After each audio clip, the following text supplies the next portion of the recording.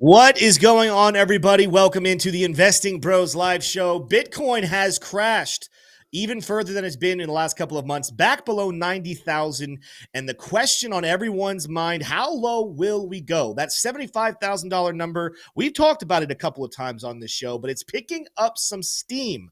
Will we make it that low, or is that even the bottom? Do we go lower than that? We're going to discuss that on this show. Another big story coming out. We got a quote from a CEO saying that most altcoins are not going to make it in 2025. Should you be worried? Does that mean that alt season is officially canceled? Stick around for the entire show. We're going to discuss that and so much more, but you got to make sure to smash that like button. Even if your portfolio is down today, you can always smash that free like button. Also, if you have not done already, hit subscribe right now. It's free right below this video you're watching. First, though, we got to roll an intro.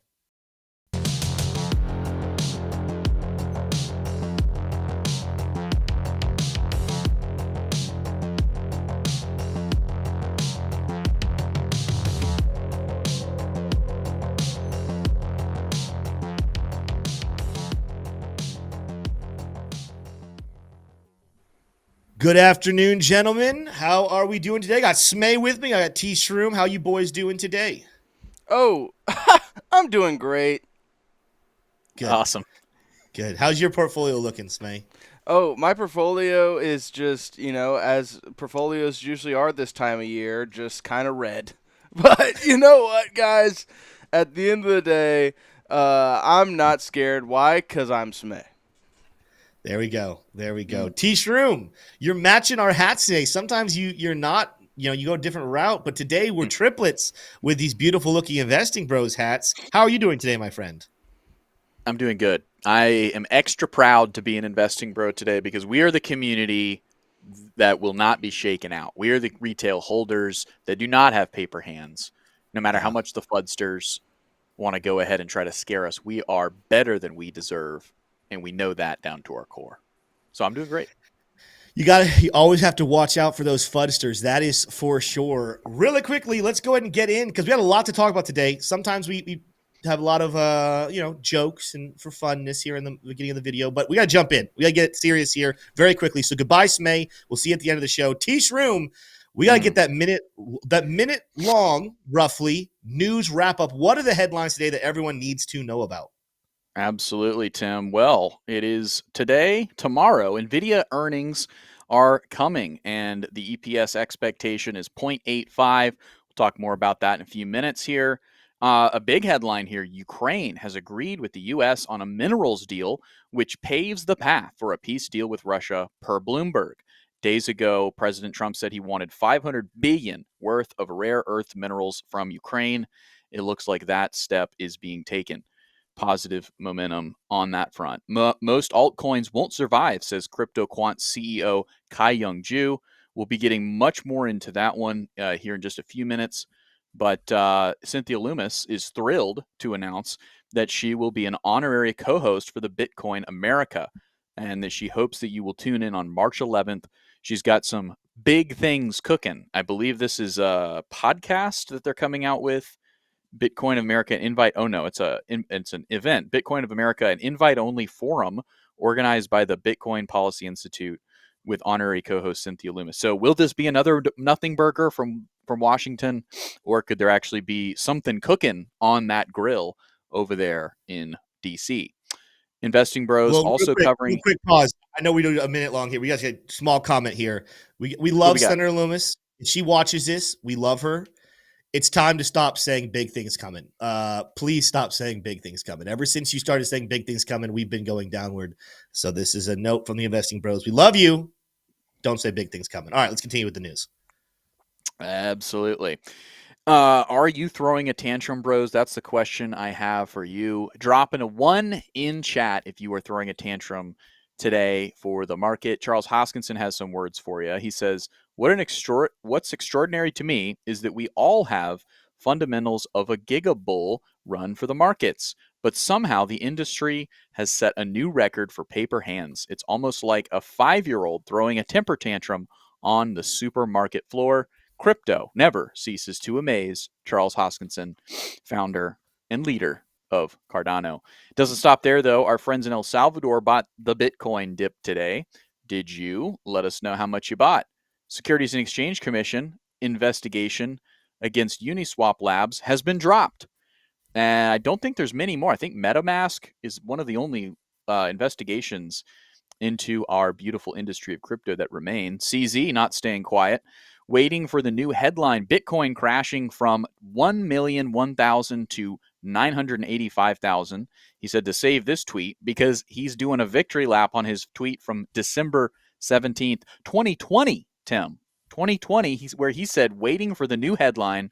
Bitcoin crashes from 101,000 to 85,000. Save this tweet. Now, of course, that has come very close to happening. I don't know if we've gotten a close down to 85 quite yet, but this tweet is a prophecy that is quickly coming true. And then finally here, before we get to tomorrow, yesterday's tweets, Trump tariff on Canada and Mexico will go forward. This is more than likely the smoking gun here for why we're seeing so much downside today. We'll be covering that a little bit more in the show. But Tim, that's going to be our news. Definitely a lot of questionable headlines there, the tariff being the biggest one, but also some bullish headlines. But it's from some people who kind of are falling into the category of crying wolf. If you all are interested in joining me and Crux in Las Vegas this year, I'll be talking about the news nonstop at the Bitcoin Conference 2025 in Las Vegas. Get 10% discount on that event in the link down below in the description. If you're watching on mobile or desktop, you get 10% off using the code BROS. Tim, that's the news. If you think he's joking, he's not. He talks in his sleep. I've shared a hotel room with him several times now, so he will talk about it nonstop all throughout Las Vegas trip. Also, if you guys notice there, our news rundown is always coming from that very good-looking, very fast-growing X account called Investing Bros. Who would have thought our X account's the same name as our YouTube account, T-shirt? That's pretty cool. Wow. You guys can go follow it right now so you can get all that news ahead of schedule. Make sure you go follow all of our X links down below. Also, want to give a special shout out to our sponsor for today's video, and that is Lux Algo. If you guys have watched our channel, you know we use them every single day. And while the bros have remained long-term bullish, the charts never lie. And the charts have talked about the different levels that have come into play. We're going to take a look at Lux Algo, what it's saying today about how low Bitcoin can go, but also show you how Lux Algo has still been crushing it no matter what. Make sure to check out the link down below to start trading with Lux Algo today. Whether you're bullish or you're bearish, charts can always make money for you if you know how to read them correctly. Let's take a quick look here at the markets as a whole. Look at the bubbles. A lot of red here today, as you would imagine. Sea of red coming in here. One coin, though, this coin seems to always be in the green. I'm going to take a little detour for a second here, guys. Let's go take a look at the chart for IP, because I swear it never has a bad day, or at least it feels like it never has a bad day. The coin's not that old here on MEXC, only going back to February 13th, and yet it just continues to go up and up and up. It's not quite back to as high as it got on February 20th, but no bad news for IP right there. So anyone who bought that one early, you guys are having a field day. However, the rest of the crypto space mostly is red. Look at Tia out here having a good day. Maker is having a good day, but aside from them, a whole heck of a lot of red. And one of the things that we're going to talk about today is where the bottom could be for definitely Bitcoin. Maybe you take a look at a couple altcoins as well. But I want to bring to your attention something I put over on X last night, right after it came out. It's this ad for 5-year price. Just kidding. It's this one right here. Bitcoin Fear and Greed Index. If you do not know what this is, the Bitcoin Fear and Greed Index lets you know where the sentiment of retail investors are at any given time. And you would think, if you're new to investing, you would think the more fear it is, the bad, the worse it is, we're going to go down. And the more in greed, it's like, oh, that's positive, we're going to be good here. No. The way you read these things is the farther it is to the left, the more extreme fear we're in, which we have ticked into extreme fear, the better the buy signal for Bitcoin. And the further into the green or into the extreme greed, the better the sell signal. Here's what I want to let you guys know about. Are we down on Bitcoin today? Absolutely. Let's take a quick look at the chart, and we're going to bounce back over here. Bitcoin fell early this morning. It fell all the way down to 85,800, give or take. Let's see the exact level, right? I don't want to just round it there. The exact level is 85,836 and 18 cents here on Coinbase, right? So not quite to the 85K that CZ said, but I also don't necessarily think the dip is over. We're going to talk about this red line, this red chart here in just a couple of minutes. So pay attention to that red zone right there. But the significance of this, last night when we got this 25 on Fear and Greed Index, the price of Bitcoin was at roughly about $91,000. Now, I know that if some of you have bought in the last couple of months, that's not fun. You probably bought. Now you're definitely in a loss if you bought in the last 2.5 months. But I want to make sure we're putting this into perspective. We have ticked back down into extreme fear at 91,000. Could you imagine what this is going to close at tonight if we stay below 90,000? If we're anywhere close to where we currently are, around 88,000, 87,000, this is going to tick down probably below 20. But I want to make sure you understand the significance of this. Let's go to the 1 year here. This is tracking the dates of the different scores that we've had. And you can see here, we made a big fall from just yesterday. We were up almost at 50 in the neutral. We fell all the way to 25 with the big loss here. The last time we saw this level of fear in the markets, you have to go all the way back to September 9th. And technically that was at a 26, but we'll count it. September 9th was the last time the markets were this scared. That sentiment was so terrified.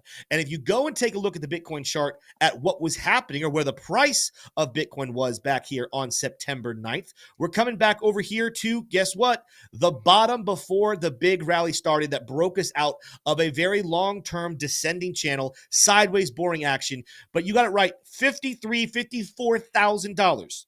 That was the last level. Let's go to the daily chart here just to make this nice and clean. The last time we were this fearful in the market, we were sitting at $54,000. Now we are sitting, again, at the time of this ranking, we were sitting in the camp of 91,000. But even if you come to where we just wicked, that is a major discrepancy, much higher, more than $30,000 to the upside, and yet we are just as fearful. That is extremely bullish. Now, let's talk Bitcoin price. Let's talk this dreaded number, 75,000. We have told you here on the channel, even though I thought that 90K would hold, I was wrong. I admit I was wrong. I thought 90K was going to hold. I thought we were going to support this level. But we definitely told you that if 90K were to be lost, that more than likely we would see a lower level come in. Now, the question is 75K going to be the number? Go ahead and vote in the poll right now. I put a poll in chat to begin the show. Will Bitcoin hit 75K? And I gave you 4 different options. No, we won't get that far. Yes, 75K will be the bottom. Number 3 would be, we'll go lower than 75K. And the last one is this, the bear market. Right now, 52% of you are saying we won't go that far. And I cannot tell you with any type of certainty whether we will or will we not go to 75K. But what I can do with the charts is let you know the probabilities and the different levels of significance to pay attention to. And that's going to bring me into this red zone. And some of you guys, if you're following me on X, I've said this a lot already, guys, make sure you're following us on X. You guys already saw me post about this morning. But for the rest of you who don't follow me on X, let's talk about this. This is a gap in the FRVP, or in other words, the fixed range volume profile. Well, I want to pull up one of the Broz indicators here. Some of you guys have this. It's the ultimate toolkit, or I think it's just the Broz toolkit. It's how you guys have it. I have a different version. I want to go back to the highs from back here in March of 2024. And what we're going to see here is the different price levels of heavy volume that we've had in the last couple of months. Again, really heavy volume down in here where we traded in boring range. Really heavy volume up here where we've been trading up here above 90,000. But what we have in this red box is a massive gap in fixed range volume profile, right? That's what FRVP stands for. Some of you might be saying, Tim, what's the significance of this? Well, the significance is that a lot of people like to pay attention to where the heavy volume is. A lot of people love seeing the point of control and the value area high and the value area low. And these are very good levels. I don't want to take away from them and say, don't pay attention to them. But in my macro analysis of studying fixed range volume profile, you find that fixed range volume profile often is the macro level of support and resistance. Don't believe me? Let's take a quick look. Let's delete that for a second. I'm going to bring that back up here in just a second. I'm going to use a quicker version of the fixed range volume profile, though. Let's go back to the bear market of 2022 into what we had going on. And you're going to see, let's start right here. Let's start by just looking at the bear market movements. You're going to see several gaps, right? Some levels of high volume, but several gaps. A nice little gap range right in here around 25,000. Another gap here around 32,000. More gaps. But if you, my overall point here is take a look at where resistance on the way back up, where we kept rejecting and having pullbacks. Every single gap was what got respected as a major level of resistance and then turned into support, right? So we got to the top of this gap, and then we came back down to this one, found support right there. So my favorite, the point I'm bringing this up is my favorite way to use fixed range volume profile is not to use point of control, not to use the value area high, value area low. I love looking at the gaps. By the way, this isn't going to be the last gap we look at here today for this analysis. But bringing this back up, you're going to see this range between roughly 85,650. We didn't quite get there. And all the way down here to roughly 77,300.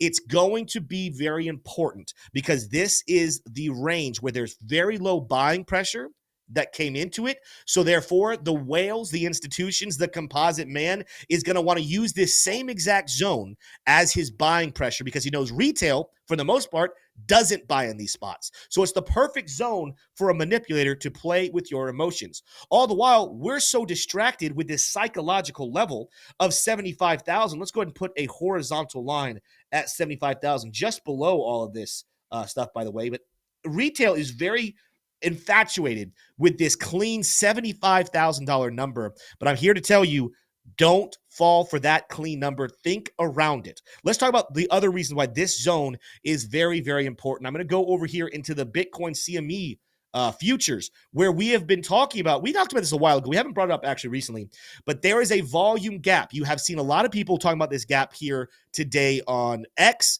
I see other YouTubers talking about it, but what is a CME futures gap? It is a spot where over a weekend, if you went all the way back here to November 8th, over the weekend between November 8th and November 11th, we skipped all this price action, meaning during the weekend when the markets were not open, the price jumped from 77,400 all the way up here to 80,900, give or take.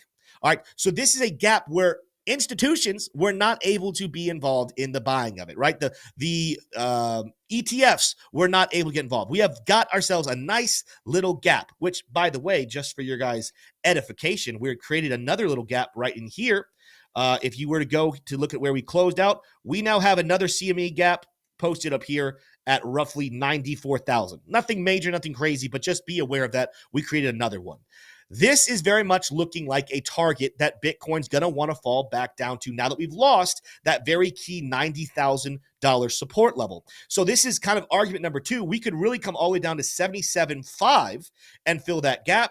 Of course, we go back over to that level. That's going to fall right there in our red zone. 77.5 is going to be not quite the bottom, but it's going to be close to it. It pretty much is the bottom right there. So we're seeing two different things kind of back up right in there.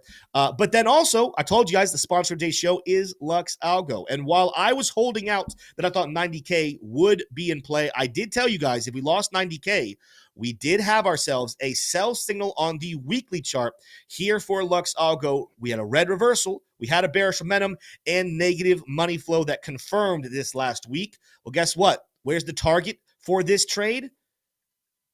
High end, 82,900 or 83,000, give or take. Low end, technically 76,440, but with a smart trail, this is a nice zone. With this overlap, I am looking in this camp again. 77.5 up here to 82,000 is going to be a very significant zone to keep an eye on. So we're seeing what is called confluence, a lot of different indicators telling us where a next major level of support will be. And it's all coming to the same conclusion that our chat actually might be right. 52% of you right now are saying, no, we won't get that far. What I'm seeing at the moment, I can't guarantee you won't get that far, but I'm about to make a prediction of probability as to what could happen.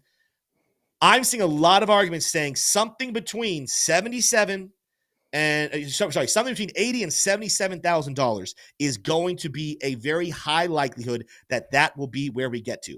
Is there a small outside chance we just tap into 85,000 in reverse? Absolutely, there's a small chance. But with those gaps, with this smart trail on the weekly chart, with everything going on right now, I would put a good amount of money now. I'm going to still be shorting the market low term. I told you guys I'd short if we lost 90K, and I had a good reason to do so.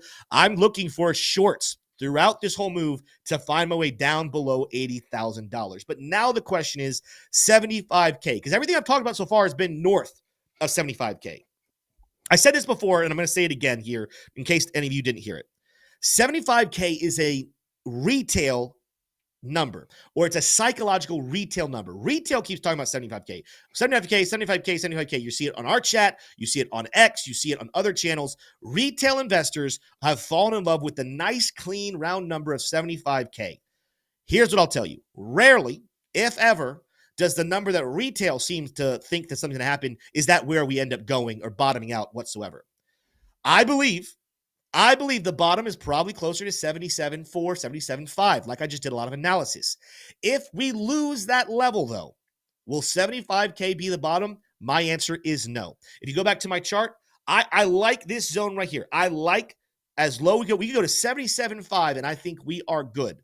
But if we drop below this zone and if we start to actually head for 75,000, ladies and gentlemen, I do not believe 75,000 will be the bottom. I think at that point, we are now looking at lower levels down below. In fact, if you go to the 2-weekly chart, where technically this hasn't closed out, but Lux Algo is talking about a potential sell signal here, this would suggest all of a sudden we could make our way down to 73, all the way down to 64,000 if that ends up happening.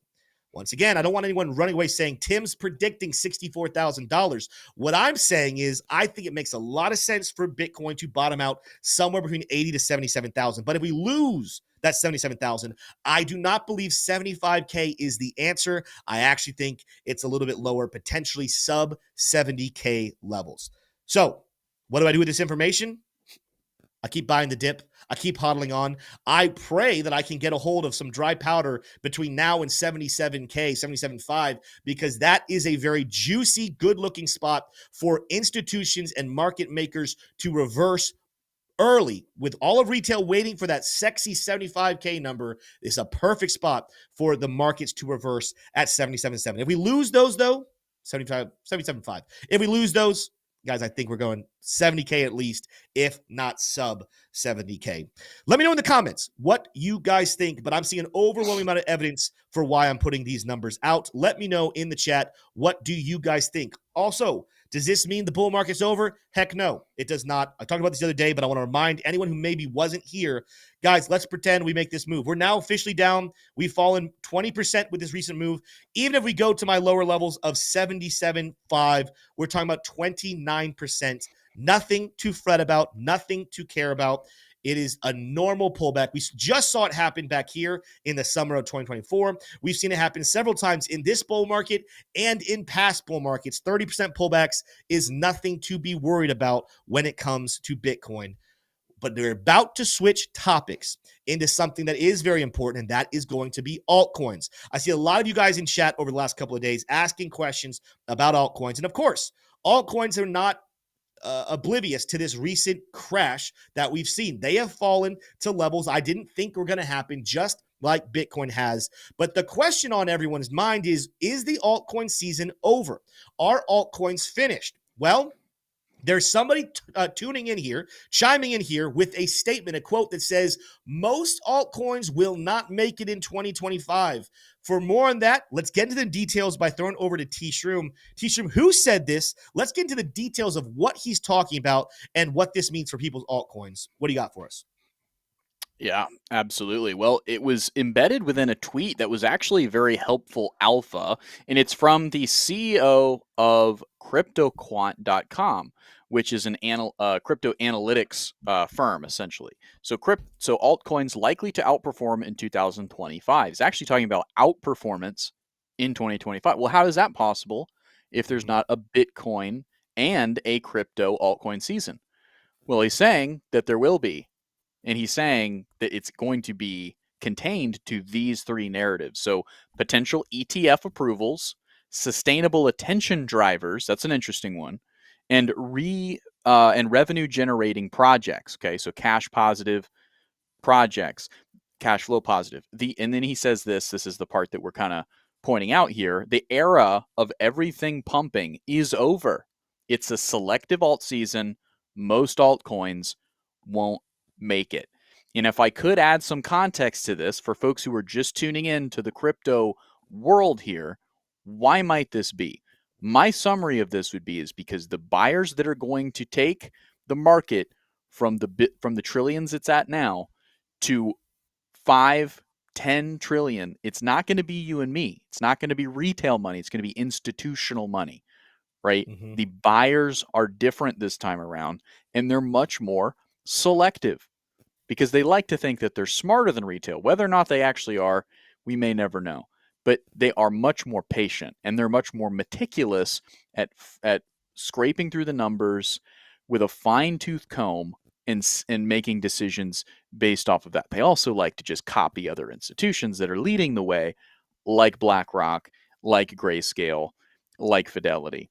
So in some sense, the cards have already been shown on the thesis that's being posited here by Kai Young Ju. So, Tim, what are your takeaway from that? Do you think that he's right? And which coins do you think are in people's wallets now that are at the greatest risk?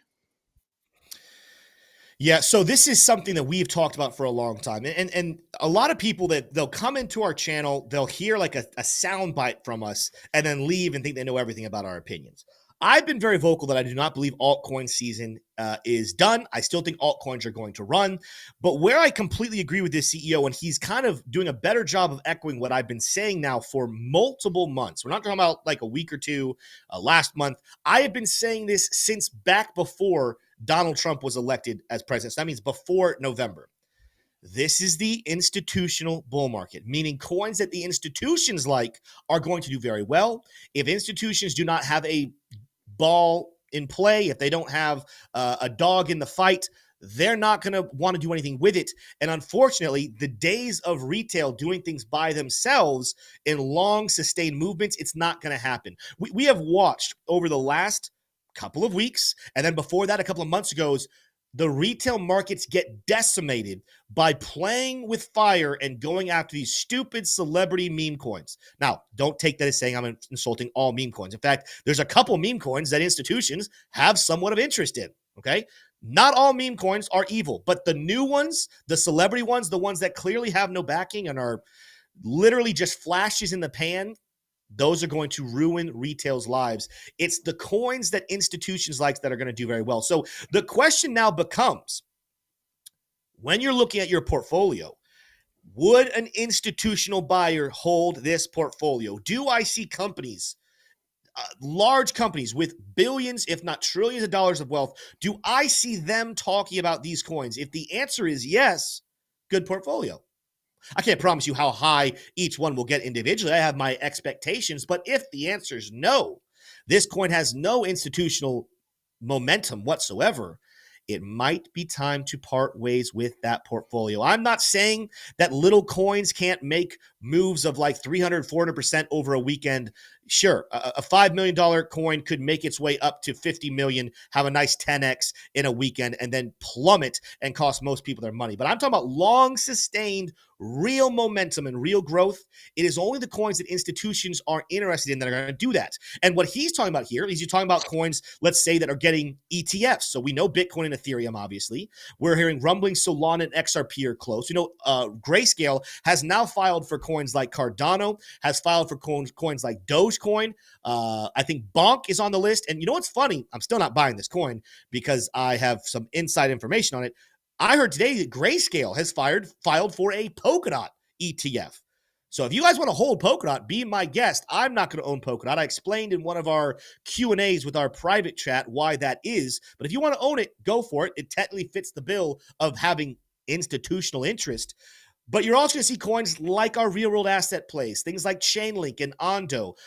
SUI is not yet on the ETF list, but is clearly a fan.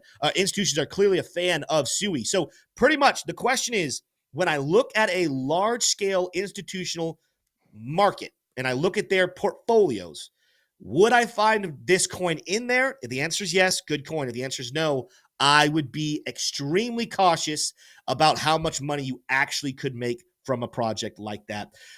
I'm not saying I know those perfection. Watch 3 or 4 or 5 or maybe 10 coins who don't fit that bill have amazing bull markets. But the point is, overwhelmingly, there's 11.9 million cryptos in right now on CoinMarketCap at least. The majority, meaning 11.899999999 million of those are not going to, that's probably a lot of nines. They're not going to make it. They're not going to make it. I think the CEO is dead on this concept of every altcoin is going to go crazy because it's alt season. That alt season is dead. I would agree with you. If you guys want to say alt season is dead because we're talking about the series where all altcoins flourish, yes, that altcoin season is dead. But the institutional altcoin season is still yet to come, and I still believe it's going to be a major one. Moves like this, moves like what you've seen over the last, not just 24 hours, over the last month and a half.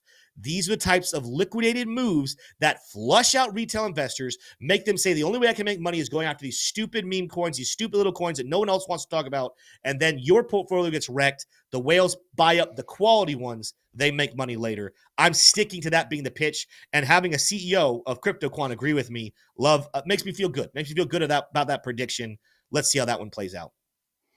Yeah, I love it. I love it.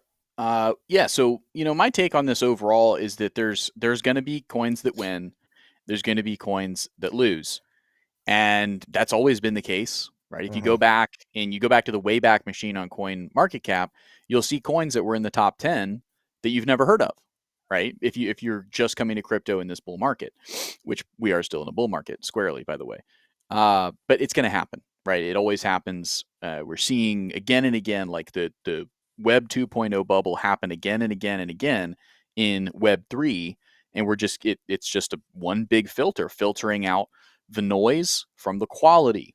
Coins that are quality and that have been through multiple bull markets and more importantly, been through multiple bear markets, they're here to stay, right? And those are the coins, right, that kind of fit this bill that Key Young Ju is pointing out, right? They have the potential ETF approvals.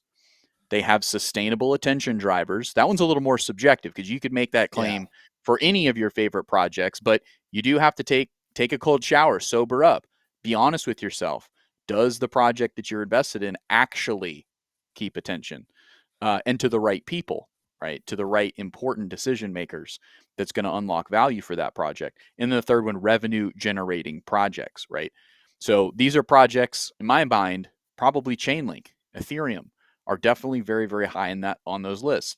Solana, very high on that list. I would also throw Aave and Uniswap very much on that list. These are all projects that people doubt in some sense if they have connections to Ethereum. But Ethereum, it's not going anywhere. It's not going anywhere, at least not in this cycle, in my opinion. So, that's kind of the way to think about it. But I completely agree with you, Tim. There's going to be some projects that unfortunately get the axe, and people aren't ready for that. Right. And I'm not saying everything that's associated with Ethereum is going to thrive. I think that there'll be a culling of the proverbial herd around the Ethereum ecosystem. But certainly Ethereum itself isn't going to be cast out. And the ones that I mentioned, Aave, Uniswap, I don't think will be cast out either. If you also, there's a little bit of alpha, a little bit more alpha. This isn't one that we covered yesterday because it kind of got caught between the two cracks here. Let me pull it up. Let me get it going here. That is. Well, while you're doing that, T-Shrimp, take a break there. I want to respond to a chat here and kind of reiterate something I said. So Steady Bug, he's in here every day, one of our favorite bears in chat. He says, I think you're wrong. In October, we see QE and dumb coins make money. So he's saying quantitative easing in October. I think we see quantitative easing before October, but that's not the part here I want to address. Even dumb coins make money. Here's what I'll say. I am not saying that small coins can't make small-term pumps. What we're talking about is long-term real gains that sustain higher highs and higher lows, and people can sit and hold and be safe at making money long-term. In 2021, there were a lot of coins that fit the bill of just buy low, hold on, just ride the wave, wait for months, and then when the cycle looked like it was coming to an end, you could go out in heavy profit. What I'm saying is the days of that kind of investing, it's very limited to the good coins. Meme coins are going to go pump. They're going to do 300, 400, 500x in brand new ones. Maybe you see a couple still do like a 20,000x. It goes from like a $5 market cap to a whole lot more than that. But I'm saying, like, if you're expecting some of these meme coins that have launched here recently, you can just hold them long-term, make money. No, you're going to see these coins drop 95%, pump by 300, 400%, but they're going to start putting in lower highs and lower lows. They might pump from excitement from time to time. Maybe if you're good at trading them and you understand when to buy and when to get out, you can make money.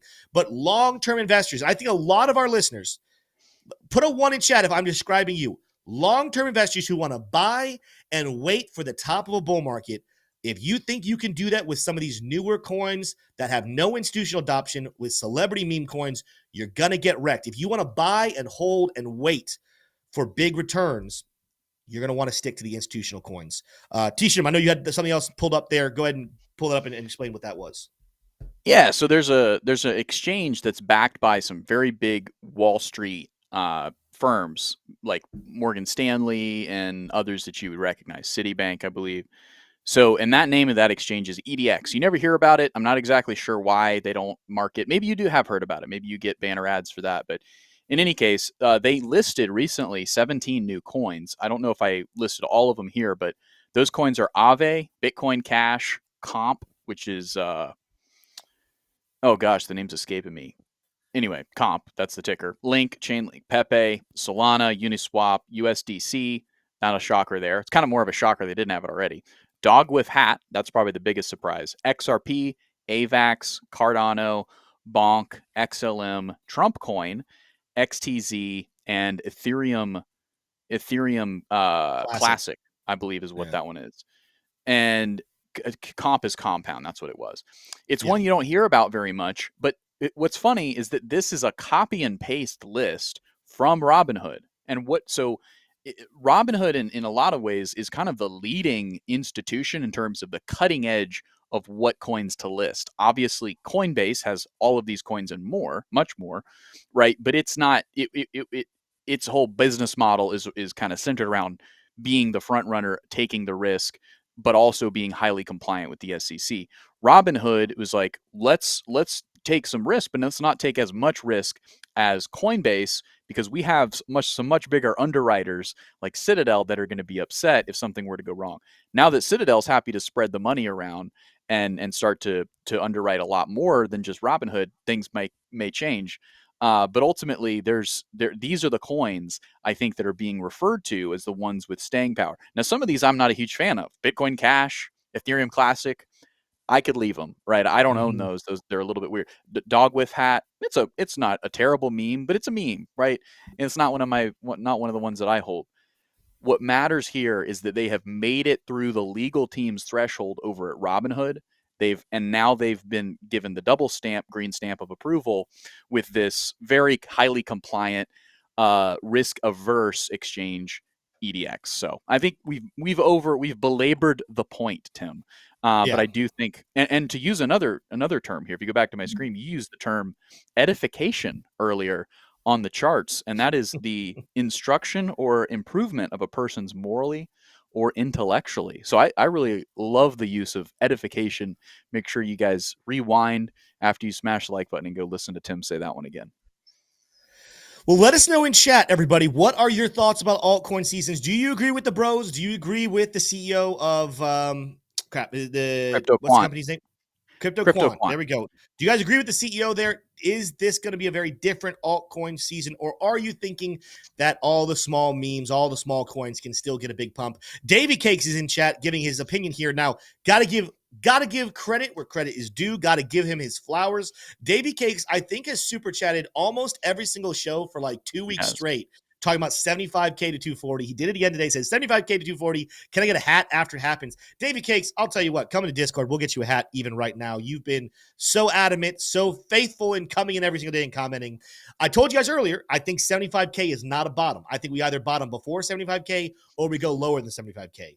If we go to 75K, I give you within a $400 window. So 75.2 to 74.8, right? If we bottom in that $400 zone, you would get even more flowers from me. I don't think it happens. I think we bottom before that, around 77.4, or possibly go lower towards 70K or even lower.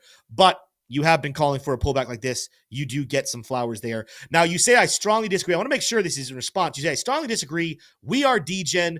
We are Legion. I think that's you disagreeing with our take about how not all these small little coins will make it. Listen, there will always be DGen plays.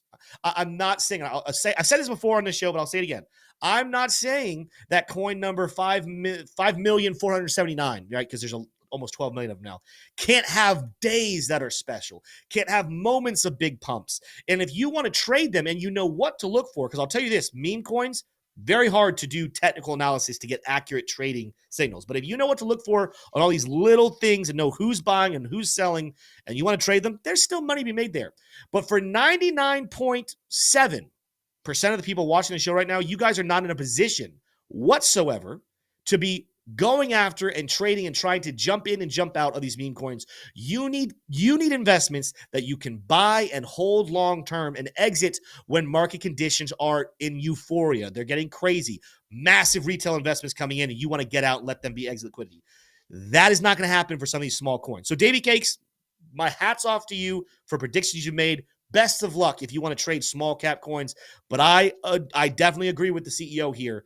The days of everything in crypto rallying long term, it's not going to happen. There will be a cream rise to the top. In fact, the cream's already in the top. I've said this on the show, I think a couple weeks ago. You guys know that 95% of the market cap right now, which is dropped significantly. We're down to 2.8. So we're lower than 3 trillion at the moment, but more than 95 now at this point percent of all of that market cap is in the top 20 tokens alone. If you go into the top 50, it's more like 98 point something, right? So the majority of the money already is in the top coins. I think that's going to continue. That's not going to fade. We're not going to see this equal distribution. I think that the majority, more than 95%, will stay within that top 20. The question is, what coins make their way into the top 20 and which ones can stick around? That's the question you're asking when you're investing. We got another super chat from Davey Cakes, though, it looks like. He said, we'll see you in Discord. Yeah, there we go. See you in Discord. Listen, Davey, you definitely get yourself a hat. Yeah, for those that don't know, these hats are for our members who are part of our Super Bros level. These people right now, you get access to a portfolio audit. They get to see our founder portfolios. You get a weekly giveaway. Also, the Bros Academy, where we're teaching you guys how to trade and how to think about trading and investing throughout the charts. All of our Super Bros get that. They also get a free hat. Well, but sometimes we do giveaways. We give them away from time to time. I don't think any of you guys would much disagree with the fact that Davey Cakes has earned himself a Investing Bros hat. So glad to have you in our group. Let's read some other chat here today. Stinky Linky. You can't even say a $3 trillion market cap was even close to the top. That's just crazy. Even with the diminished returns, you're going to see a $5 trillion. It's impossible not to. Yeah, I think you're saying what I think you're saying, that that's not the top. Steady Bug. Sometimes it's hard to know when you're being bearish and when you're being bullish. But I think I agree with you there.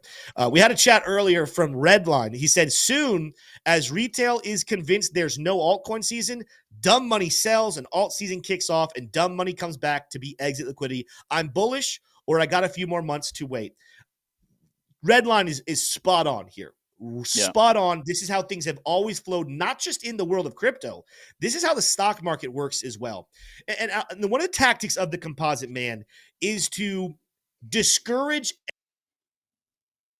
stay in the markets for a long time. Let's go back to my Bitcoin chart here. I mentioned this earlier, but remember we talked about how we're right now at a level of fear in the markets that is matching the same level of fear that we had back in September when price was at $54,000.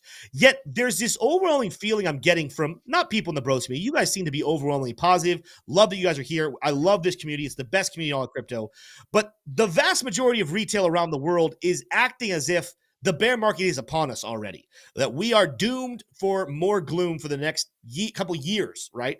And they're not respective of the fear and greed index whatsoever. What Redline's getting at here, and what the whales and the institutions do, is they know that this price is a very bullish looking chart. They understand that we're talking about the same level of fear, despite the fact that we're more than $30,000 higher. But what they're wanting to do is break your spirit. They don't want you to buy these dips. They want you to capitulate. They want you to sell. And then what happens is you've been so heartbroken by these pumps. Like, you've seen these things happen. They were fun when they lasted, but now you're seeing all of it come back down. A pump that happens somewhere in this range, let's say I'm right, we get somewhere here in the world of 77.4, 79.5 into range, we pump back up, you're not going to buy because you're going to think, the retail investor, I've seen these fake out before, here we go, we're going to keep on going, we'll have a little bit of volatility, we'll break to new highs. I've seen these fake outs before, the institutions, they're just playing with us, we're going to reverse, and then we keep going, and we keep going, and we keep going, and we keep going, off screen, we keep going, I have to now zoom out. What's going to happen is we're going to get up to like 150, 160, 180, 200,000. And all of a sudden, you guys who sold, and I'm not speaking to anyone specifically, I'm talking to bears in general, people that sold back here at 77, 78,000, now they'd be like, oh, what did I do? Okay, learn my lesson. I'm not gonna sell this time. I'll buy back in. And then you buy back in here around 150 or 200, whatever, and the markets do this again. And then you freak out. You're like, every time I buy, the market's down. I'm out again. So you just bought a top, sold a bottom, and then the market takes off without you again. Guys, we've watched this. We watched this in this bull market already. If I can delete all this stuff. The amount of retail that sold down here after FTX collapsed and then came back in and said, oh, we're bullish again. Let me buy back in around $30,000. Uh-oh, we're not doing well. All right, I'm going to sell down here at 25. We're clearly going lower. Then we have a pump. Oh my gosh. Okay, Bitcoin's rallying again. All right, I'll buy back in at $70,000. That's fine. New all-time highs. We're going to the moon now, everybody. And they buy back in, and then the markets get boring again. And they say, we're dropping into those. I'm selling down here at $50,000. We take off. I'm going to cut myself off here. This is what happens every single time that markets pump, that markets drop. Retail as a whole, not every one of us individually, but as a whole, retail has a special way of selling every single bottom and buying every single top. And we are watching a great capitulation play out before our eyes as we've lost 90,000, which makes me even more confident the bottom is close. It's going to be somewhere in this red box. People are going to capitulate. People are going to sell off. We're going to pump. Retail won't want to buy back in until we see brand new highs. When retail comes back in, we'll find ourselves get another local top, and we'll start the cycle all over again, putting in higher highs and higher lows until the economy gives us a very good reason for a sustained downward movement. But that is not something I see happening this year. And at this point, with how we're moving, I don't think this will happen in 2026. I think we are about to see a very weird, drawn-out, sideways, manipulated, long-term bull market in crypto. We might not see a bear market for many, many, many years. That doesn't mean we won't see volatility and big pullbacks. It just means hodl on, wait, and don't trade with your emotions. Trade with the charts. Yeah, but this is why we harp on risk management for folks, because if you had too much invested in the market here, you're not only anxiety ridden and your heart rate is in panic mode, you also may be having to sell for a loss to be able to pay your rent, or take your kid to the emergency room if they break their toes or something like that. Like risk management isn't just like a thing for old people to do. You have to do it if you're 16, if you're 40, if you're 31, it doesn't matter. You have to do risk management because these big drawdowns happen in volatile markets like the emerging market of digital assets. It's not just digital assets in crypto, though. It also happens in pharmaceutical stocks, small cap pharmaceutical stocks. It also happens in biotech stocks. It also happens in all kinds of different asset classes and commodities. Look at natural gas in 2023. There's hyper volatility in a lot of different markets. Digital assets are no different.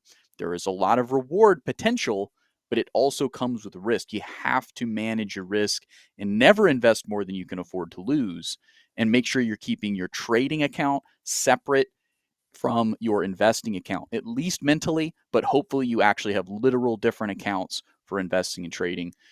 Blofin is the one that we recommend for trading, and you can keep that separate from your Caleb and Brown investing account or a different account for specifically for investing. So that's so important, and people are unfortunately having to learn the lesson the hard way during this dip. Absolutely. Well, before we go into our factoid of the day and call this a show, we got about 10 minutes left here. Let's move attention into some charts that have to do with altcoins.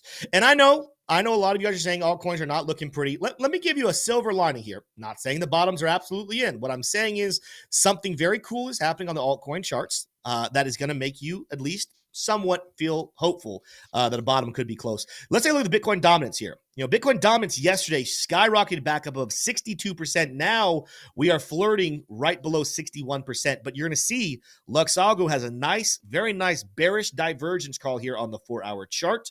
It does look like we're pulling back. Even on the daily chart, you come back in here, it has been a long time. If we end up closing this blue candle, it's been a long time since Bitcoin dominance has had this large of a blue candle. And every time we've had one this large, it's starting a brand new multiple day pullback. where Bitcoin dominance plummets. What you'll see is actually a lot of things are rallying here, not on the daily chart, but all these lower time frames. Like if you come to the 1 hour chart, Bitcoin getting a little bit of a pushback up here. Volumes coming in, kind of giving us a little bit, hey, the dynamic selling, it's at least temporarily pausing right now, and we're getting a little bit of buying pressure coming back in. But why is the Bitcoin dominance chart plummeting like this, even though Bitcoin kind of looks like it's sustained a very short term, and I say short term, I mean this might be the bottom of today. Let's see what tomorrow looks like. It's because altcoins are moving up a lot faster than it. Not that Ethereum's doing anything crazy, but clearly Ethereum has a better looking chart than Bitcoin, making its way back up closer towards $2,500 here. Now, I will say it lost a key level of support right in here. Let's go to a larger time frame. Key level of support, a trending level of support for Ethereum that's been around for the entire bull market. It would be very nice for ETH to go ahead and make its way back up above this line, but keep an eye on that potentially being some resistance. However, if the bulls make a way back up, that's going to be very big. We're going to be looking at the area of 2,600, give or take. Can we break through 2,600 again on Ethereum? That would be nice. But either way, you're looking at it, lower time frames, ETH making some moves here. Solana, it's actually in the green today, up 2% on even the daily candle. It fell all the way to 132. Now it's back up here to 145. What I'm going to be watching for, again, there was a major support level back here at 167. Let's see if we can recapture that quickly, or is this going to turn into resistance?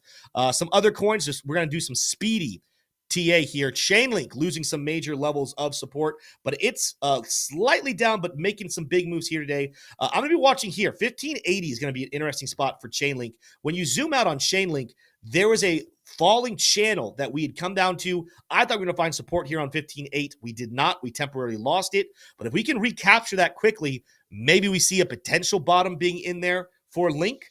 ONDO back to the realm of flirting with the dollar. Interestingly, its own falling channel, it didn't even get all the way down to its support level. But ONDO making some nice moves here, just crossed back up over $1. And we'll look at one more here, Cardano. Cardano technically could still drop into the 50s and be okay in its own falling channel, but it's making a little bit of some strides here on lower time frames as well. Fell all the way down here to 63 cents. Now we're back up, pushing back towards 70 here for Cardano. As a whole, altcoins seem to be responding and bouncing back just a little bit better than Bitcoin. Can we sustain this move? Well, what we're looking for, again, can we see longer time frames on the Bitcoin dominance continue to show us downward moves? Can we break through a lot of those altcoins? Again, a lot of them have a former level of support that we need to get back above and keep it as support and not turn it into resistance. Here's the last closing thought, though. Go ahead and go off my screen, and we're going to do our factoid of the day here in a second. The thought about altcoins. I think every single day we have these dips, every single day that we fall a little bit further, it's another great opportunity for these institutionally friendly altcoins to buy the dip. I cannot promise you the bottoms are in. I told you guys in yesterday's live show, for a lot of these coins, different max pain points, that technically we could still drop this far and be okay in a bull market. However, we're waiting in anticipation for big news to come out. And I can't tell you that news is going to come out this week or next month or multiple months from now. But what I can tell you is the bull market fundamentally is not over. This is the bleed to scare every single one of you retail investors to sell your Bitcoin and sell your altcoins so that the large whales and institutions can buy up that dip and they reap rewards and you lose out. I encourage you, I'm not telling you what to do because you guys are all you're the chief of your money. You're the one who decides when you buy, when you sell. Continue that way. But I urge you to continue to think through the markets, think through the tactics, look at the history, not just of crypto, but of how stock markets move as a whole. This is a phenomenal example, once again, of how manipulation can scare out retail investors right before the next big break. Hodl on and buy every dip you can. That's my friendly neighborhood advice. Let's go ahead and throw it over to Smay, though, to bring us our silver lining of the day. It's the factoid of the day. Everyone loves a good old factoid. What do you got for us today, Smay? Hello, everybody. You might be experiencing some network interruption there. I don't know where that came from, but I got a little error, but I think we're back on track. So, with that, I just want to let you guys know, first and foremost, if you want to avoid any kind of network errors, the best thing you can do, and again, asterisk so I don't get sued, is to join our free Discord channel, as that is where you're going to experience all kinds of great things. There's free foot massages and people that do flutes at you. It's great. And that's also an asterisk, so don't expect that or don't sue me. Anyways, with that, let's go ahead and jump into the Factoid of the Day, brought to you by Decrypted.tax. Here we go. All right. Here we go. It's Bitcoin themed. Which unusual event caused a flash crash in Bitcoin's price in 2010? A. Bitcoin Cash was created. B. A typo in a large order led to a price drop to 0.01. C. A massive whale dumped 100,000 Bitcoin at once. Or D. The U.S. government announced Bitcoin was dumb. Man, way back. A flash crash Bitcoin. I think you could rule out Delta here. I want to say, any of the other ones could potentially be true. It's not D. Yeah, it's not D. I think this actually happened frequently in the early days of crypto. A large order, a typo in a large order seems like a very plausible reason for a flash crash. That early, we're talking about 2010. It's been out for a little over a year, probably at this point. I could see it. I don't think Cash came out that quickly. I think that it's probably a typo in a large order and led to a price drop. Yeah, I'm going to pile in. I'm going to go Bravo. I love that somebody found the foot and the flute emoji there for Smays. That's so funny. Fun Okay. quip. Well, again, I don't listen. That was a joke. Okay, that was a joke. No, it's just a Discord where we talk about cryptocurrency and trading stuff. So don't expect any flutes or foot massages. But with that, let's go ahead. Drum roll. It is B. A typo in a large order led to a price drop of 1 cent. Now, here's the deal, bros. Usually, I show you some fact check. But here's the deal. This is so exclusive of a scoop that there is nothing on the internet about this. Other than, well, here's the deal. There are all manner of stuff confirming this crash. So this flash crash to 1 cent in 2010 absolutely did happen, right? But the thing here is that it's not like there's a lot of theories, and I suppose this is the leading theory, but nobody really knows. So, all right, the elf was there. Though. I feel like the factoid. We got it right. We're not challenging the results. It was actually the elf that did that by order. So he knew. Only he would know. The factoid, the fact, we may need to come up with a different word than factoid because these are evolving into the interesting questions that have no basis in reality. No, first of all, no, it's not potentially true details. The last 6 weeks in a row, or not 6 shows, no, more than that, probably 2 weeks in a row of shows, I have shown fact check data. This is one episode I don't, and you guys eat me alive. You're doing a great job. Nobody could do this better than you could. It's the glasses, isn't it? Oh, man. All right, back to you. Good stuff. Well, we're going to wrap out the show today. If you guys enjoyed the show, make sure to smash that like button and make sure you're subscribed to the Investing Bros so you don't miss any of our content. Later this week, look forward to it. I'm going to be dropping we put this out before, but I'm going to be dropping another video on how to use my favorite Lux Algo trading strategy, whether you're bullish or bearish, whether you want a long or short. If you want to trade the daily chart or the 1 minute chart, this strategy has more than a 90% success rate if used correctly. That'll be coming out later. Go check out Lux Algo right now with our link down below, and you get access to our free VIP trading group where every single day we're putting in great trades. People are making some money. With that said, though, love you guys. See you tomorrow, the same time, same place. Adios.